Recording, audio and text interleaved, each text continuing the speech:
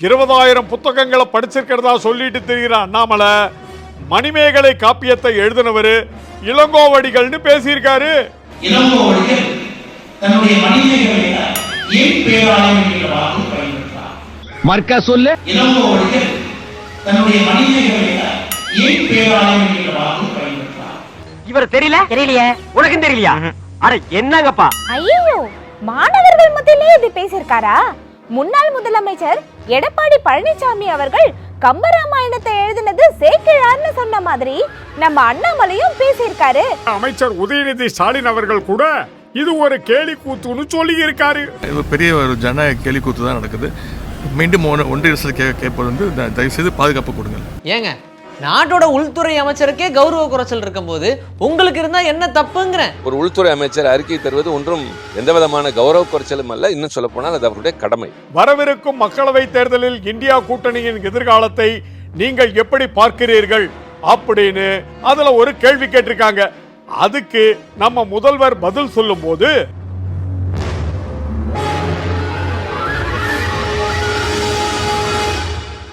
இந்த நாடாளுமன்ற சம்பவத்துக்கு காரணம் காங்கிரஸ் கட்சி தான் சொல்லி பாஜகவோட ஐடி விங் ஒரு பொய் பிரச்சாரத்தை நடத்திக்கிட்டு இருக்குன்னு குற்றச்சாட்டு எழுந்திருக்கு. இந்த புகார் மணியில் பார்த்தீர்கள் என்று சொன்னால் நாங்கள் குறிப்பிட்டுள்ளது இதோ பாருங்கள், பாரதிய ஜனதாவினுடைய வலைதளம். ஒரு பாராளுமன்ற உறுப்பினர் கேள்வி கேட்டவரை எப்படி ஜோடித்து எதை மாதிரி புகைப்படம் போட்டுள்ளார் என்று பாருங்கள். இந்த பெண் என்பவர் இவர் காங்கிரஸ்காரர் என்று சொல்லி பொய்யான பிரச்சாரத்தை ஏற்படுத்துகின்றார்கள். அதாகப்பட்டது மகாஜனங்களே. இந்த மிருக காட்சி சாலையை சுத்தி பார்க்கிறதுக்கு ஒரு நாள் பத்தாது போல இருக்கே. செல்லக்குட்டி, இன்னொரு நாள் வெளியில கூட்டிட்டு வாங்க, நேரடியா சொல்லு. ஏன் இப்படி சுத்தி வளைச்சு பேசுற? எதுக்கு இந்த கௌரவ குறைச்சல்? என்னது? எனக்கு கௌரவ குறைச்சலா? ஏங்க, நாட்டோட உள்துறை அமைச்சருக்கே கௌரவ குறைச்சல் இருக்கும் போது உங்களுக்கு இருந்தா என்ன தப்புங்கிறேன். அதுக்கு எதுக்கு இப்படி கோவப்படுறீங்க? தம்பி, இவகிட்ட பாலிடிக்ஸ் பேசுறியா? உள்துறை அமைச்சர் அமித்ஷாவுக்கு என்ன கௌரவ குறைச்சல்? எதுக்கு நீ அப்படி சொல்ற? நாடாளுமன்றத்துல வண்ணப்புகை வீசப்பட்ட சம்பவம் தான் இப்ப நாடு முழுக்க பரபரப்பா பேசப்பட்டுக்கிட்டு இருக்கே. ஹலோ பிரதர், நாடு முழுக்க மட்டும் இல்ல, உலகம் முழுக்க பேசிட்டு இருக்காங்க. ஆனா உள்துறை அமைச்சர் அமித்ஷா மட்டும் நாடாளுமன்றத்துக்கு வந்து விளக்கமா பேசவே மாட்டேங்கிறாரு. அதானே சொல்ல வரீங்க? அட ஆமா மேடம், கற்பூர மாதிரி கப்புன்னு பிடிச்சிட்டீங்களே. நாடாளுமன்றத்துல அமித்ஷா அவர்கள் விளக்கம் கொடுக்க வேண்டும் அப்படின்னு எதிர்க்கட்சி எம்பிகள் வலியுறுத்தி முழக்கமிட்டாங்க. இதுல காங்கிரஸ், திமுக உள்ளிட்ட 14 எம்பிக்கள் பணியிடை நீக்கம் செய்யப்பட்டிருக்காங்க. ஆனா அவைக்குள்ள குதிச்சு வண்ணப்புகையை வீசினவங்களுக்கு பரிந்துரை கடிதம் கொடுத்த பாஜக எம்பி மட்டும் ஜாலியா இருக்காரு. ஆமா தம்பி, இதுவே வேற கட்சி எம்பி ஆகியிருந்தா கைது நடவடிக்கை வரைக்கும் போயிருப்பாங்க, இல்லைனா சஸ்பெண்ட் பண்ணியிருப்பாங்க. தப்பு பண்றவங்க பாஜகவில் இருக்கிறதே ஒரு கெத்து தான் போல. ஆனா அமித்ஷா அவர்கள் விளக்கம் கொடுக்கிற வரைக்கும் தொடர்ந்து போராடுவோம்னு எதிர்கட்சி எம்பிக்கள் சொல்லியிருக்காங்க. காங்கிரஸ் கட்சியின் முன்னாள் தலைவர் சோனியா காந்தி அவர்களும் இடைநீக்கம் செய்யப்பட்ட எம்பிக்களை சந்திச்சு தன்னுடைய ஆதரவை கொடுத்திருக்காங்க. தனியார் தொலைக்காட்சி பேட்டியெல்லாம் கூட அமித்ஷா அவர்கள் இந்த சம்பவத்தை பத்தி பேசுறாரு. ஆனா நாடாளுமன்றத்துக்கு உள்ள வந்து விளக்கம் கொடுக்க மட்டும் மாட்டாரு. நீங்க சொன்ன மாதிரி அவருக்கு கௌரவ குறைச்சலா இருக்கும் போல. சார், இதை நான் சொல்லல, திமுக நாடாளுமன்ற உறுப்பினர் திருச்சி சிவா அவர்கள் தான் சொல்லியிருக்காரு. நாடாளுமன்ற கூட்டத்தொடர் நடைபெறுகிற போது அதிலே வந்து நடந்தது என்ன நடவடிக்கைகள் எடுக்கப்பட்டிருக்கின்றன என்று ஒரு உள்துறை அமைச்சர் அறிக்கை தருவது ஒன்றும் எந்த விதமான கௌரவ குறைச்சலும் அல்ல. இன்னும் சொல்ல போனால் அது அவருடைய கடமை. எங்கோ வெளியிலே போய் பொது இடத்திலே ஒரு கருத்தை, அறிக்கையை அவர் சொல்கிறவர் ஏன் நாடாளுமன்றத்திற்கு வந்து சொல்லக்கூடாது என்பது எங்களுடைய கோரிக்கை. கரெக்டா தான் சொல்லியிருக்காரு. நாடாளுமன்றத்துல இருக்கிறவங்களுக்கே பாதுகாப்பு இல்லைன்னா நம்மள மாதிரி பொதுமக்கள் வர்ற இந்த மாதிரி அருங்காட்சியகம், பார்க், தியேட்டர் எல்லாம் எப்படி பாதுகாப்பா உணர முடியும்? கரெக்டா சொன்னீங்க மேடம். இதே கருத்தை தான் திருச்சி சிவா அவர்களும் பேசியிருக்காரு. நீங்களே பாருங்க. இவ்வளவு பாதுகாப்போடு இருக்கிற எங்களுக்கே இந்த நிலைமை என்றால், ஒரு பூங்காவிற்கு குழந்தைகளோடு போகிறவர்கள், ஒரு உணவு விடுதிக்கு போகிறவர்கள், ஒரு சினிமா பார்க்க போகிறவர்கள், இது மாதிரி பொது இடங்களுக்கு போகிறவர்களுக்கு என்ன பாதுகாப்பு? எது வேண்டுமானால் நடக்கும் என்ற ஒரு அச்சம் நிலவுகிறது. இன்னைக்கு சென்னையில பேசியிருக்கிற அமைச்சர் உதயநிதி ஸ்டாலின் அவர்கள் கூட இது ஒரு கேலி கூத்துன்னு சொல்லி இருக்காரு. நாடாளுமன்ற உறுப்பினர்களுக்கே பாதுகாப்பு இல்லை. நான் முதல் நாள் வந்து அரசியலாக்க கூடாதுன்னு சொல்லியிருந்தேன். அது இன்னும் குறிப்பிட்டு சொல்லணும்னா அவைக்கே சேலம் நாடாளுமன்ற உறுப்பினர் திரு பார்த்திபன் வந்து சென்னையில் இருக்காரு. அவரெல்லாம் வந்து நீக்கியிருக்காங்க. இது பெரிய ஒரு ஜனநாயக கேலி கூத்து தான் நடக்குது. மீண்டும் ஒன்றிய அரசு கேட்பது வந்து தயவு செய்து பாதுகாப்பு கொடுங்க. இன்னொரு பக்கம் வேறு ஒரு கேலி கூத்து நடக்குது. இந்த நாடாளுமன்ற சம்பவத்துக்கு காரணம் காங்கிரஸ் கட்சி தான் சொல்லி பாஜகவோட ஐடி விங் ஒரு பொய் பிரச்சாரத்தை நடத்திக்கிட்டு இருக்குன்னு குற்றச்சாட்டு எழுந்திருக்கு. காங்கிரஸ் கட்சி சார்பா டிஜிபி அலுவலகத்துல புகார் கொடுத்திருக்காங்க. இந்த புகார் மனுவில் பார்த்தீர்கள் என்று சொன்னால் நாங்கள் குறிப்பிட்டுள்ளது இதோ பாருங்கள், பாரதிய ஜனதாவினுடைய வலைதளம். ஒரு பாராளுமன்ற உறுப்பினர் கேள்வி கேட்டவரை எப்படி ஜோடித்து எதை மாதிரி புகைப்படம் போட்டுள்ளார் என்று பாருங்கள். இந்த பெண் என்பவர் இவர் காங்கிரஸ்காரர் என்று சொல்லி பொய்யான பிரச்சாரத்தை ஏற்படுத்துகின்றார்கள், பொய்யான குற்றங்களை சுமத்துகின்றார்கள். அவர்களுடைய வேலையே எங்கே பார்த்தாலும் பொய்யான வேலைகள். அதனை தடுக்கத்தான் நாங்கள் இங்கே வந்து இந்த புகாரை அளித்துள்ளோம். நடவடிக்கை எடுக்காத பட்சத்தில் அடுத்த கட்ட நடவடிக்கையாக நாங்கள் வீதியில் இறங்கி போராட தயாராக இருக்கிறோம் என்று கூறி வந்துள்ளோம். இது என்ன மத்திய பாஜக அரசாங்கத்துக்கு புதுசா? மக்கள் பிரச்சனையை முன் வச்சு கேள்வி கேட்டா சஸ்பெண்ட் பண்ணுவாங்க, அதானி விவகாரத்தை கேள்வி கேட்டா டிஸ்மிஸ் பண்ணுவாங்க.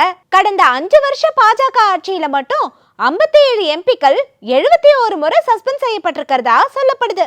2022ஆம் ஆண்டு ஜிஎஸ்டி வரி உயர்வுக்கு எதிராக குரல் எழுப்பின 23 எம்பிக்கள் சஸ்பெண்ட் செய்யப்பட்டிருக்காங்க. ரொம்ப அதிர்ச்சிகரமான தகவலா இருக்கு.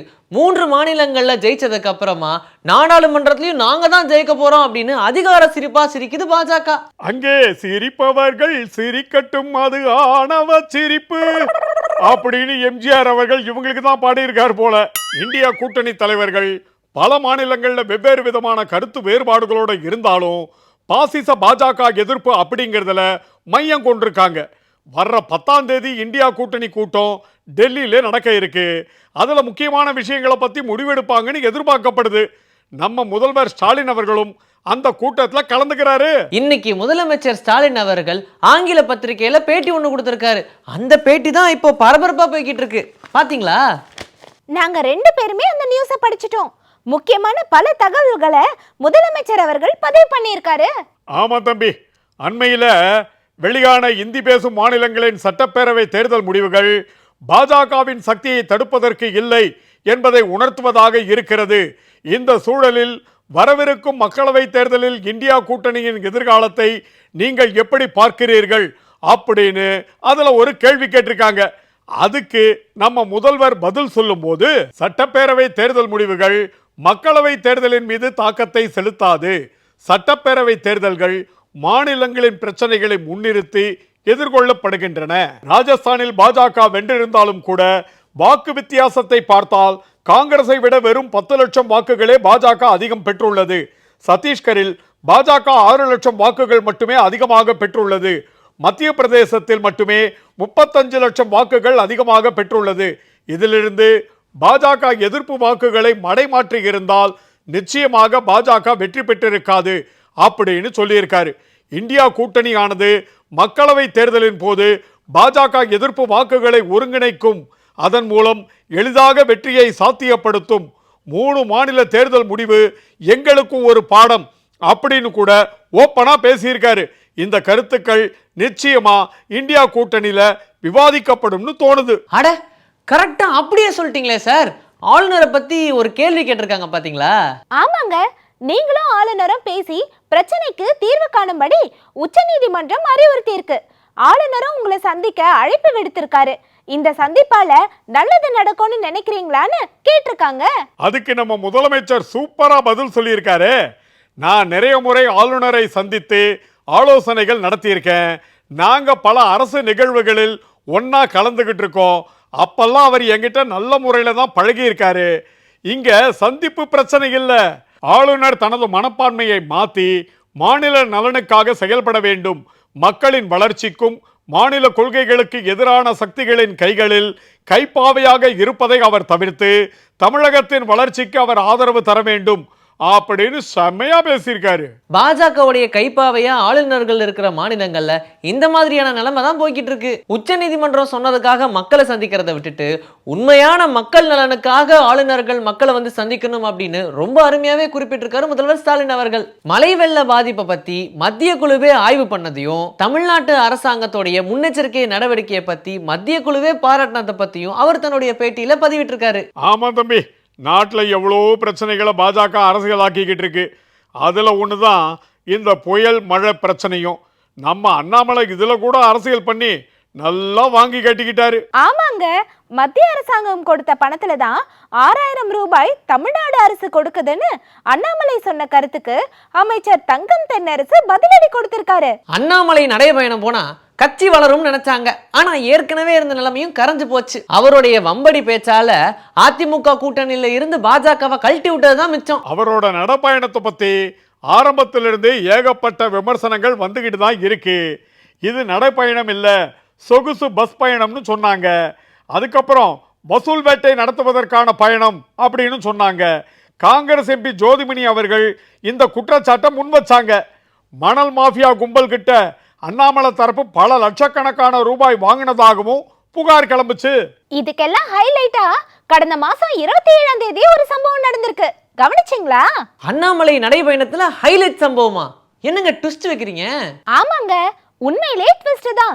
திருவாரூர் மாவட்டம் மன்னார்குடியில நடப்பயணம் வந்த அண்ணாமலைய இஸ்லாமியர்கள் வரவேற்கிறது மாதிரி ஒரு டிராமா செட் பண்ணாங்க. அதுல முதல் முறையா வாக்காளர் ஃபைசல் அப்படிங்கிற இளைஞர் பேசுற பேச்சு சோஷியல் மீடியாவுல பரவுச்சு. ஆனா இப்பதான் அண்ணாமலையோட வண்டவாளம் தண்டவாளம் ஏறி இருக்கு. அண்ணாமலையோடைய வண்டவாளம் தண்டவாளம் ஏறி இருக்கா? ரைமிங் செமையா இருக்கே. இந்த மேட்டரையும் கேளுங்க, இன்னும் செம்மையா இருக்கும். மன்னார்குடி பகுதியை சேர்ந்த அந்த பையனோட பேரு சஞ்சய் அப்படின்னும் அவங்க அப்பாவோட பேரு முருகன் அப்படின்னும் தெரிய வந்திருக்கு. அதாவது இந்து மதத்தை சேர்ந்த ஒரு இளைஞனை இஸ்லாமிய மதத்தை சேர்ந்தவரா செட் பண்ணி இந்த மாதிரி வேலையை பார்த்திருக்காங்க. யாரு செட்டிங்கா அப்படின்னு இப்ப சொல்லுவாங்கல்ல, அந்த மாதிரி இன்னொரு அண்ணாமலை அப்டேட் சொல்றேன் கேளு.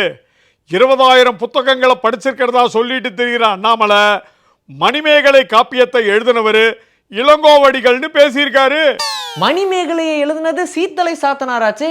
ஒரு ஸ்கூல் பிள்ளைக்கு தெரியறது கூட அண்ணாமலைக்கு தெரியல. ஆமா, இந்த சம்பவம் எங்க நடந்துச்சு? செங்கல்பட்டு மாவட்டம் பொத்தேரியில இருக்கிற ஒரு தனியார் கல்லூரி விழாவில் தான் இதை பேசியிருக்காரு. அதுவும் தமிழ் பேராயம் நடத்தின நிகழ்ச்சி அது. இளங்கோவடிகள் தன்னுடைய மணிமேகலை ஏன் பேராயம் என்கிற வாக்கு பயன்படுத்தார். மர்க்கா சொல்லு. இளங்கோவடிகள் தன்னுடைய மணிமேகலை ஏன் பேராயம் என்கிற வாக்கு பயன்படுத்தார். 8 பேர் கொண்ட ஒரு குழு. ஏன் பேராயத்தினுடைய அர்த்தம் என்னன்னா, ஏன் பேராயம் இளங்கோவடிகள் அவர்களே நம் இளைய வேண்டும் சொல்லுவோம். இவர் தெரியலையே, உனக்கும் தெரியலையா? அட என்னங்கப்பா. ஐயோ, மாணவர்கள் மத்தியிலே இப்படி பேசியிருக்காரா? முன்னாள் முதலமைச்சர் எடப்பாடி பழனிசாமி அவர்கள் கம்பராமாயணத்தை எழுதினது சேக்கிழார்னு சொன்ன மாதிரி நம்ம அண்ணாமலையும் பேசியிருக்காரு. இவங்க எல்லாம் இப்படி பேசிட்டு மத்தவங்கள குறை சொல்வாங்க பாருங்க, அதெல்லாம் தான் வேற லெவல். எடப்பாடி பழனிசாமின்னு சொன்னதும் தான் ஞாபகத்துக்கு வருது. 11 அரசு மருத்துவக் கல்லூரி கட்டினதுல முறைகேடு நடைபெற்ற புகாரில் முன்னாள் முதல்வர் எடப்பாடி பழனிசாமிக்கு எதிரான குற்றச்சாட்டுகளுக்கு முகாந்திரம் உள்ளதால் மேல் நடவடிக்கை எடுக்க அரசிடம் அனுமதி கேட்கப்பட்டுள்ளது அப்படின்னு சென்னை உயர்நீதிமன்றத்தில் லஞ்ச ஒழிப்புத்துறை தெரிவிச்சிருக்கு. லஞ்ச ஒழிப்புத்துறைன்னு சொன்னதும் தான் எனக்கு ஒரு விஷயம் ஞாபகத்துக்கு வருது. அமலாக்கத்துறை அதிகாரி அங்கித் திவாரி கைது செய்யப்பட்ட விவகாரம் தானே? அட ஆமாங்க, மாநில அரசாங்கத்துக்கு கீழே வரக்கூடிய லஞ்ச ஒழிப்புத்துறை மத்திய அரசாங்கத்துக்கு கீழே வரக்கூடிய அமலாக்கத்துறை அதிகாரியை விசாரிக்கிறதுக்கு எந்த விதமான அதிகாரமும் இல்லைன்னு நீதிமன்றத்துல வழக்கு தாக்கல் போட்டிருக்காங்களாமே. ஆமாங்க, இத விசாரிச்ச மதுரையில இருக்கிற உயர் நீதிமன்ற கிளை அதிரடியான தீர்ப்பு வழங்கி இருக்கு. அதிரடியான தீர்ப்பா? ஆமா தம்பி, நானும் அந்த தீர்ப்பை பத்தி படிச்சேன். மத்திய அரசு அதிகாரி தவறு செஞ்சா மாநில அரசின் லஞ்ச ஒழிப்பு போலீசார் கைது செய்யக்கூடாது, விசாரணை நடத்தக்கூடாது என்பதை ஏற்க முடியாது. இது தொடர்பா உச்சநீதிமன்றமும் உயர்நீதிமன்றங்களும் பல உத்தரவுகளை பிறப்பிச்சிருக்கு. அமலாக்கத்துறை அதிகாரியை கைது செய்த தமிழக லஞ்ச ஒழிப்புத்துறையின் நடவடிக்கை சட்ட ரீதியானதுதான். அதே போல மத்திய அரசு அதிகாரி கைது செய்யப்படும் போது அந்த அதிகாரியின் அலுவலகம் குடியிருப்பில் சோதனை நடத்துவதும் விதிமுறைக்கு உட்பட்டதுதான். இதில் எந்த விதிமீறலும் இல்லைன்னு நீதிமன்றம் சொல்லியிருக்கு. மத்திய அமலாக்கத்துறை அதிகாரியை கைது செய்யவும் விசாரணை நடத்தவும் மாநில அரசோட லஞ்ச ஒழிப்புத்துறைக்கு முழு அதிகாரம் இருக்கு. அதனால இந்த வழக்கை சிபிஐக்கு மாற்ற வேண்டிய அவசியம் இல்ல அப்படின்னு சொன்ன நீதிமன்றம் லஞ்ச ஒழிப்புத்துறையின் அதிகாரத்தை நீதிமன்றத்துல நிரூபிக்க வேணும் அப்படின்றது அவசியமற்றதுன்னு சொல்லி மனுவை தள்ளுபடி செஞ்சிருக்கு. அதெல்லாம் சரிங்க, ஆனா எனக்கு ஒரு டவுட்டா? அது ஒன்றும் இல்லைங்க. புளிக்கு புளி சாதம் வச்சேன், ஆனா பூட்டை எங்கேயோ மறந்து வச்சுட்டேன். பாருங்க, உங்க கால் கடையில் எங்க இருக்கான்னு பாருங்க. ஐயோ, ஆஹா செல்லக்குட்டி பூட்டா காணோன்னு வேட்டு வைக்கிறானே. பின்னாடி ஒரு புலி ரொம்ப நேரமா நம்மளையே வாட்ச் பண்ணிக்கிட்டு இருக்கு. சீக்கிரமா வா, எஸ்கேப் ஆயிடலாம். அதாகப்பட்டது மகாஜனங்களே,